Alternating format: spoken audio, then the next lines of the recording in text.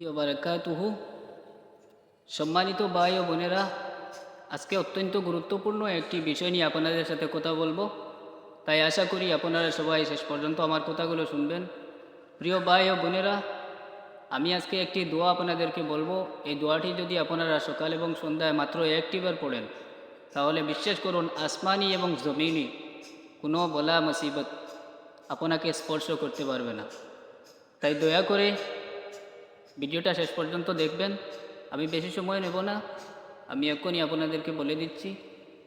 প্রিয় ভাই ও বোনেরা, যখন আপনি সকালবেলা ঘুম থেকে উঠবেন, ওঠার পরে আপনি ফজরের নামাজ পড়ে প্রথমে সূরাতুল ইয়াসিন তিলাওয়াত করবেন। সূরাতুল ইয়াসিন তিলাওয়াত করার অনেক ফজিলত রয়েছে ফজরের নামাজের পর। তারপরে আপনি একটি দোয়া মাত্র একবার পড়বেন।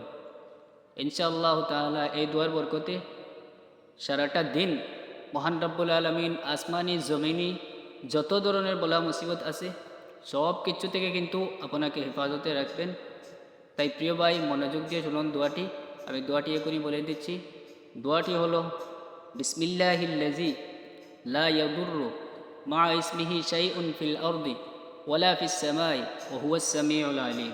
আমি দোয়াটি আবারও বলে দিচ্ছি।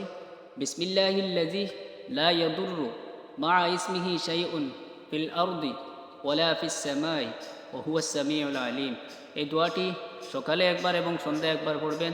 ইনশাআল্লাহ তাআলা এই দোয়ার বরকতে মহান রব্বুল আলমিন আপনাকে সকল ধরনের মুসিবত থেকে হেফাজতে রাখবেন। তাই আশা করি কথাগুলো বুঝতে পেরেছেন। সওয়াবের নিয়তে এই ভিডিওটা বেশি বেশি শেয়ার করুন, যাতে করে সকল মুমিন ভাই বোনদের কাছে এই ভিডিওটা পৌঁছে। আজকের মতো এতটুকু রইল। আমার জন্য সবাই দোয়া করবেন, আমিও আপনাদের জন্য দোয়া করব। আসসালামু আলাইকুম ওয়া রাহমাতুল্লাহি ওয়া বারাকাতুহু।